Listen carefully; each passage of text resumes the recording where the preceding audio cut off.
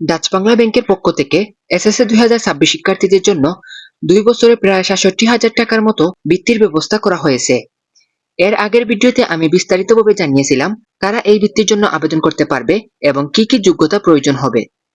আর আজকের ভিডিওতে আমি দেখাবো কিভাবে তোমরা নিজের হাতে থাকা মোবাইল ফোনের মাধ্যমে এই বৃত্তির জন্য আবেদন করতে পারবে। আবেদনের সম্পূর্ণ প্রক্রিয়াটি আমি একদম শুরু থেকে শেষ পর্যন্ত ধাপে ধাপে দেখাবো।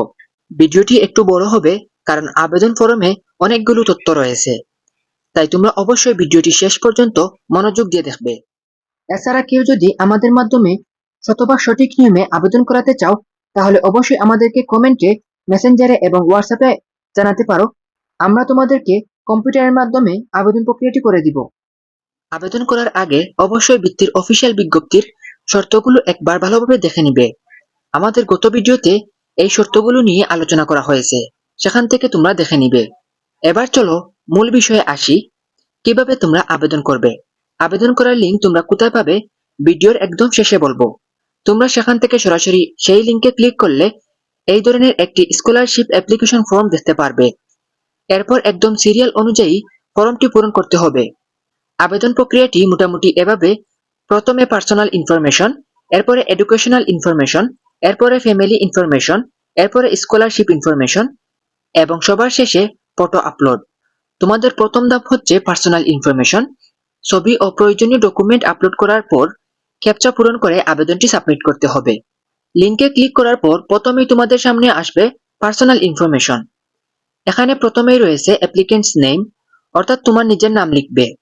তোমার সার্টিফিকেট বা শিক্ষাগত কাগজপত্রে যেভাবে নাম রয়েছে সেভাবেই নামটি দেওয়ার চেষ্টা করবে। এরপর রয়েছে জেন্ডার, তুমি ছেলে হলে মেল এবং মেয়ে হলে ফিমেল নির্বাচন করবে। এরপরে রয়েছে ডেট অফ বার্থ, এখান থেকে সঠিক জন্ম তারিখটি বসাতে হবে। এরপর মোবাইল নাম্বার, এখানে তোমার সচল মোবাইল নাম্বারটি দিবে। এরপর ফাদার্স নেম, মাদার্স নেম, এগুলো ভালোভাবে লিখবে। তারপর টোটাল ফ্যামিলি মেম্বার্স লিখবে। তোমাদের পরিবারে মোট কতজন সদস্য রয়েছে সেটা এখানে দিতে হবে, অর্থাৎ এখানে সদস্য সংখ্যাটি বসাবে। এরপরে তোমাদের আর্নিং মেম্বার, তোমার পরিবারে কতজন সদস্য উপার্জন করেন সেই সংখ্যাটি এখানে দিতে হবে। এরপর রয়েছে প্রেজেন্ট অ্যাড্রেস, তুমি বর্তমানে যে ঠিকানায় বাস করছো সেই ঠিকানাটি এখানে লিখবে, যেমন গ্রাম, পোস্ট অফিস, উপজেলা ও জেলা। ফরমে যেভাবে চাওয়া হয়েছে সেভাবে সঠিকভাবে তথ্য দিবে। এরপর রয়েছে তোমাদের পার্মানেন্ট অ্যাড্রেস, তোমার বর্তমান ঠিকানা ও স্থায়ী ঠিকানা একই হলে এই একই তথ্য এখানেও দিতে পারবে, আর আলাদা হলে স্থায়ী ঠিকানাটি আলাদাভাবে লিখবে। এরপর রয়েছে তোমাদের পার্মানেন্ট হোম ডিস্ট্রিক্ট, এখান থেকে তোমার স্থায়ী জেলার নাম নির্বাচন করবে। তারপর পার্মানেন্ট হোম উপজেলা, এখান থেকে তোমার উপজেলার নামটি নির্বাচন করবে। এরপর তুমি এখান থেকে নিজের বাড়িতে থাকলে নিজের বাড়ি অপশনটি নির্বাচন করবে, আর ভাড়া বাসায় থাকলে সেখান থেকে ভাড়া বাসা অপশনটি সিলেক্ট করবে। এরপরে বাসার ধরন বা হাউস টাইপের জন্য অপশন আসবে, তোমার বাড়ির সঙ্গে যেটি মিলে যায় সেটি এখান থেকে নির্বাচন করবে। এখানে তোমার সঠিক ও সচল জিমেল বা ইমেল অ্যাড্রেসটি দিবে। এরপর যদি জমি বা বাড়ির জায়গার পরিমাণ সহ কোনো তথ্য চাওয়া হয় সেখানে অবশ্যই তোমার প্রকৃত তথ্যটাই দিবে। ইচ্ছা করে কম বা বেশি দেওয়ার চেষ্টা করবে না, কারণ ভুল তথ্য দিলে পরবর্তীতে আবেদন বাতিল হওয়ার ঝুঁকি থাকতে পারে। এরপর রয়েছে আর ইউ ফিজিক্যালি চ্যালেঞ্জ, অর্থাৎ তুমি যদি প্রতিবন্ধী হও তাহলে ইয়েস নির্বাচন করবে, আর যদি না হও তাহলে নো নির্বাচন করবে। এভাবে প্রথম ধাপের সব তথ্যগুলো পূরণ হয়ে গেলে, সবকিছু ঠিক থাকলে এখান থেকে নেক্সট অপশনে ক্লিক করবে। এরপর আসবে তোমাদের দ্বিতীয় ধাপ, অর্থাৎ এডুকেশনাল ইনফরমেশন। এখানে প্রথমেই রয়েছে তোমাদের একাডেমিক লেভেল, তুমি যদি এসএসসি এর শিক্ষার্থী হয়ে থাকো তাহলে এখান থেকে এসএসসি সিলেক্ট করবে, এবং কেউ যদি দাখিল বা টেকনিক্যাল বোর্ডের শিক্ষার্থী হয়ে থাকে তাহলে এখান থেকে নিজেদের অপশনটি সিলেক্ট করবে। এরপর রয়েছে পাসিং ইয়ার, তুমি যদি 2026 সালে এসএসসি পাস করে থাকো তাহলে এখান থেকে 2026 সাল নির্বাচন করবে। এরপর রয়েছে তোমাদের গ্রুপ, তুমি যে গ্রুপের শিক্ষার্থী, অর্থাৎ সায়েন্স, হিউম্যানিটিক্স বা বিজনেস, যে গ্রুপের হও না কেন এখান থেকে নিজেদের গ্রুপ সিলেক্ট করবে। এরপরে রয়েছে তোমাদের বোর্ডের নাম, তুমি যে শিক্ষা বোর্ডের অধীনে পরীক্ষা দিয়েছো সেই শিক্ষা বোর্ডের নামটি লিখবে। এরপরে রয়েছে রেজিস্ট্রেশন নাম্বার, এখানে তোমার এসএসসি রেজিস্ট্রেশন নাম্বারটি সঠিকভাবে লিখবে। এরপর রয়েছে রুল নাম্বার, এখানে তোমার এসএসসি রুল নাম্বারটি লিখবে। এরপরে রয়েছে স্কুলের নাম, তুমি যে স্কুল থেকে এসএসসি পাস করেছো সেই স্কুলের নাম এখানে লিখবে। এরপর তোমার স্কুলটি কোন এলাকার মধ্যে অবস্থিত সেই অনুযায়ী প্রযোজ্য অপশনটি নির্বাচন করবে। এখানে খুব সতর্কভাবে সঠিক তথ্যটি নির্বাচন করবে। এরপর রয়েছে তোমাদের জিপিএ বা সিজিপিএ সংক্রান্ত। ফরমে যেভাবে জিপিএ চাওয়া হয়েছে ঠিক সেইভাবেই তোমাদের এসএসসির ফলাফলের সঠিক জিপিএটি লিখবে। তোমার মার্কশিট দেখে সব তথ্যগুলো পূরণ করবে। অনুমান করে বা ভুল তথ্য দিলে আবেদনটি বাতিল হতে পারে। এরপর কলেজের তথ্য চাওয়া হলে তোমার বর্তমান অবস্থানের সঙ্গে যে অপশনটি প্রযোজ্য সেটি নির্বাচন করবে। সব তথ্য পূরণ করার পর আবার একবার ভালোভাবে যাচাই করবে। সবকিছু ঠিক থাকলে নেক্সটে ক্লিক করবে। এরপরে তোমাদের নিয়ে যাওয়া হবে ফ্যামিলি ইনফরমেশনে। এখানে প্রথমেই রয়েছে ফাদার্স স্ট্যাটাস। তোমার বাবা জীবিত হলে প্রযোজ্য অপশনটি নির্বাচন করবে। আর যদি প্রযোজ্য কোনো অপশন থাকে তাহলে তোমার প্রকৃত পরিস্থিতি অনুযায়ী সেটি নির্বাচন করবে। এরপরে রয়েছে ফাদার্স এডুকেশন। তোমার বাবা যে পর্যন্ত পড়াশোনা করেছেন সেই শিক্ষাগত যোগ্যতা এখানে নির্বাচন করবে। এরপর রয়েছে ফাদার্স প্রফেশন। তোমার বাবার প্রকৃত পেশাটি নির্বাচন করবে। যদি কৃষিকাজ করেন তাহলে এখান থেকে এগ্রিকালচার অপশনটি সিলেক্ট করবে। ব্যবসা করলে বিজনেসম্যান সিলেক্ট করবে। যদি এই পেশার বিষয়ে অতিরিক্ত তথ্য চাওয়া হয় তাহলে সেখানে সঠিক তথ্যগুলো দিবে। এরপর তোমার বাবার কর্মসংস্থান বা ব্যবসা প্রতিষ্ঠানের সঠিক তথ্যগুলো এবং ঠিকানা এখানে দিতে হবে। এরপরে আসে তোমাদের মাদার্স ইনফরমেশন। তোমার মা জীবিত থাকলে প্রযোজ্য অপশনটি নির্বাচন করবে। এরপরে মাদার্স এডুকেশনে মায়ের শিক্ষাগত যোগ্যতা নির্বাচন করবে। এরপরে মাদার্স প্রফেশন, এখান থেকে মায়ের প্রকৃত পেশাটি নির্বাচন করবে। তোমার মা যদি গৃহিণী হন তাহলে হাউসওয়াইফ নির্বাচন করবে। এরপর রয়েছে ব্রাদার্স এন্ড সিস্টার্স। তোমার ভাই থাকলে ইয়েস নির্বাচন করবে।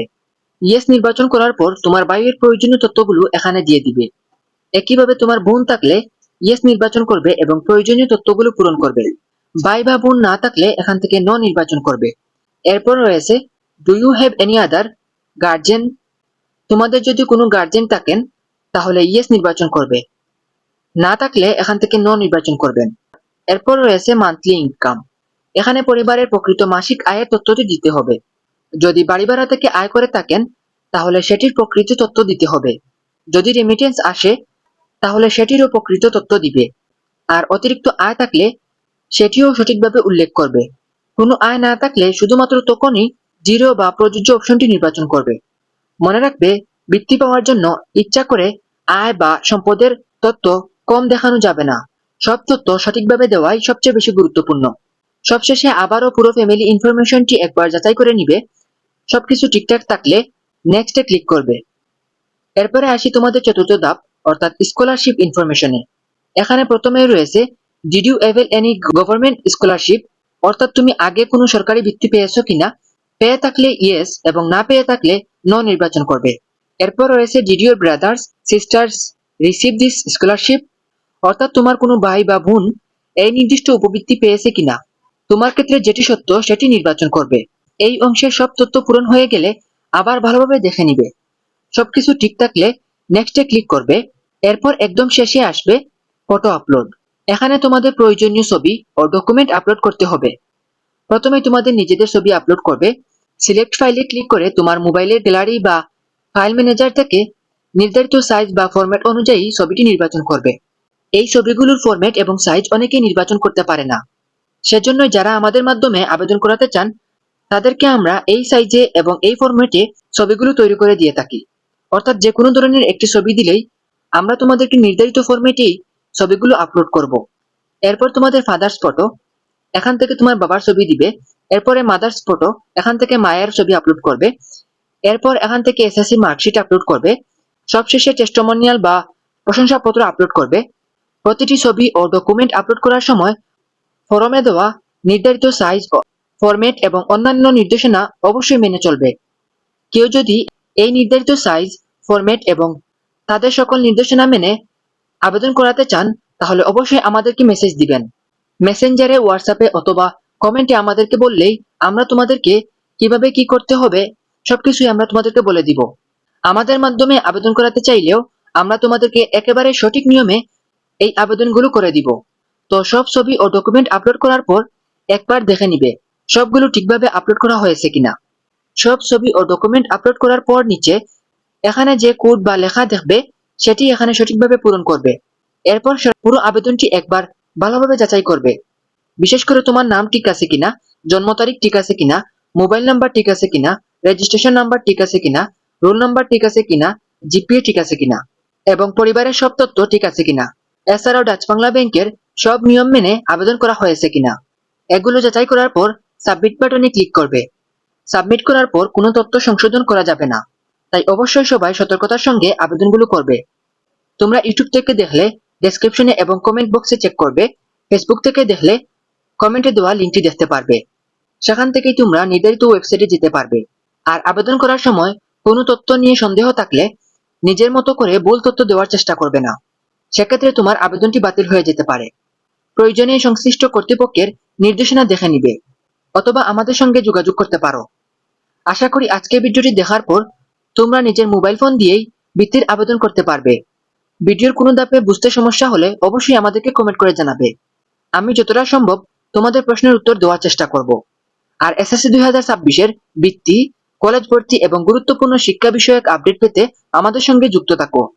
ভিডিওটি উপকারী মনে হলে একটা লাইক দিবে এবং তোমার বন্ধুদের সাথে শেয়ার করবে। সবাই ভালো থাকো, সুস্থ থাকো। আল্লাহ হাফেজ সবাইকে।